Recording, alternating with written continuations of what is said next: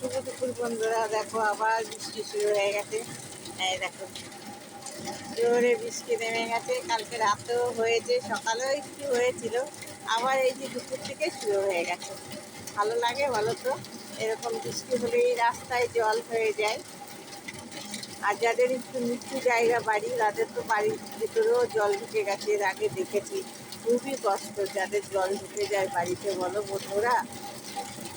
যারা উপরে থাকে তাদের কোনো ব্যাপার না, কিন্তু যাদের রাস্তাঘাট নিচু, তাদের তো রাস্তায় জল জমে গেলে খুবই যা আসাতে কষ্ট হয়।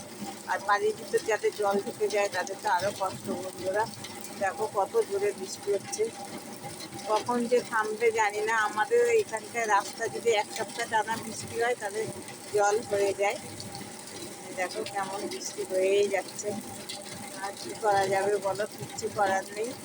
বর্ষাকালে তো বৃষ্টি হবেই, দুঃখ করে লাভ নেই, এই নিয়েই আমাদের থাকতে হবে।